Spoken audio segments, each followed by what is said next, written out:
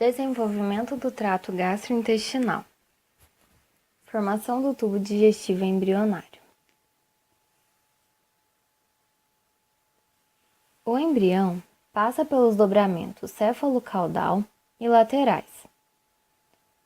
O dobramento céfalo-caudal é responsável por colocar o coração em sua posição anatômica, além de reposicionar as membranas orofaríngea e cloacal, deslocar o pedículo de conexão para a parte ventral e incorporar parcialmente o alontoide ao embrião. Além disso, há incorporações endodérmicas constituindo os intestinos anterior e posterior.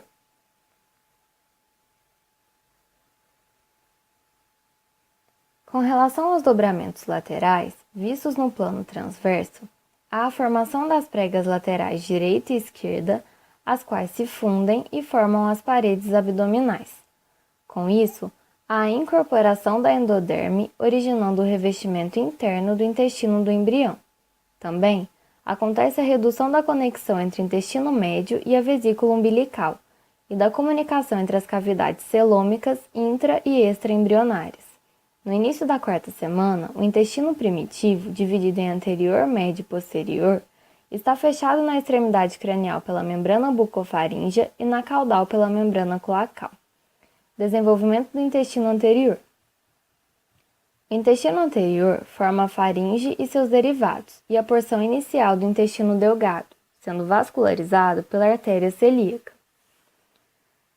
O estômago desenvolve-se a partir da porção inicial do intestino anterior, o qual sofre uma dilatação e se alarga ventrodorsalmente, sendo que a borda dorsal cresce mais rápido do que a ventral.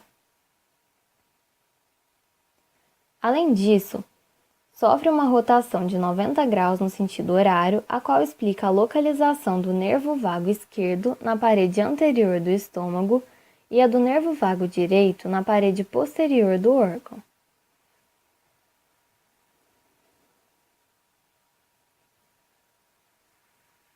O mesogástrio ventral adere o estômago e o duodeno ao fígado e à parede abdominal ventral. Já o mesogástrio dorsal primitivo deixa o estômago suspenso na cavidade abdominal. Fendas que se desenvolvem no mesênquima que forma esse mesogástrio dorsal originam a bússola mental.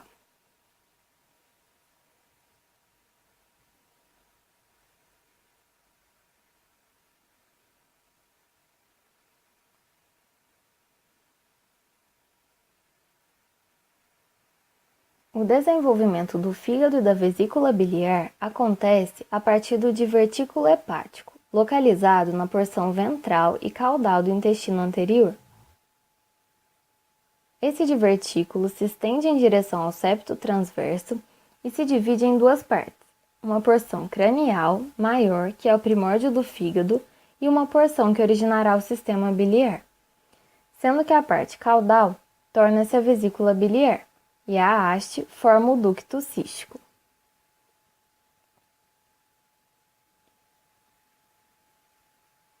Esses órgãos formados sofrem rotação associada à rotação estomacal, a fim de se encontrarem em suas posições anatômicas.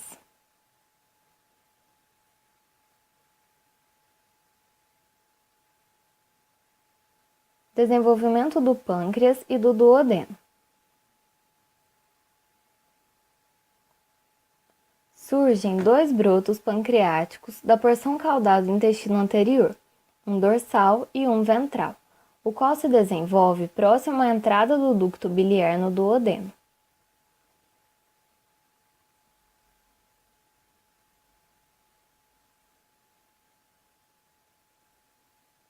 Com a rotação do duodeno para a direita, o broto pancreático ventral e o ducto biliar passam a posicionar-se posteriormente ao broto pancreático dorsal, com o qual se fundem.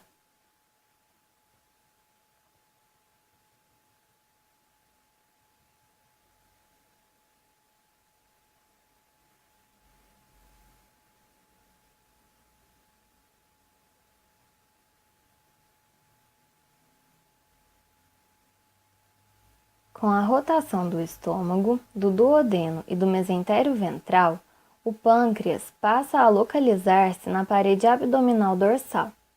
É dessa forma que acontece a relocação retroperitoneal do duodeno e do pâncreas devido à rotação do estômago.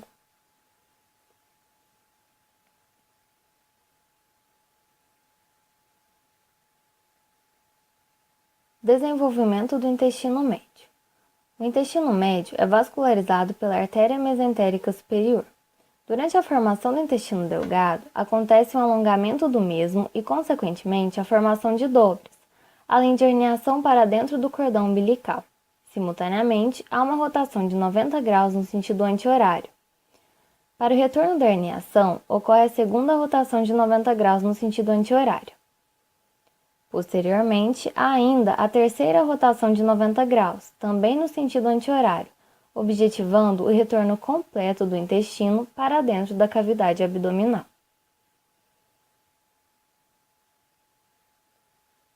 Posteriormente, há uma rotação adicional de 180 graus do intestino grosso, acarretando no descimento do seco.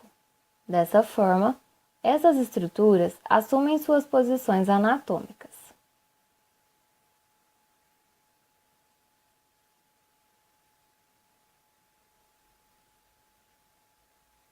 Fixação do intestino.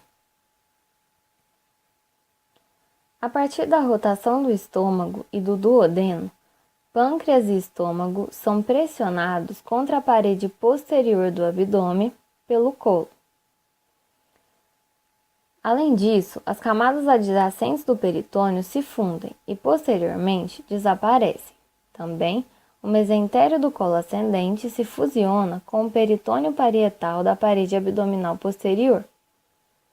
Assim, a maior parte do duodeno, a cabeça do pâncreas e o mesentério do colo ascendente tornam-se retroperitoneais.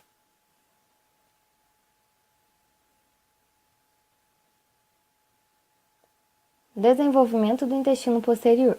O intestino posterior é vascularizado pela artéria mesentérica inferior. A parte terminal do intestino posterior consiste na cloaca.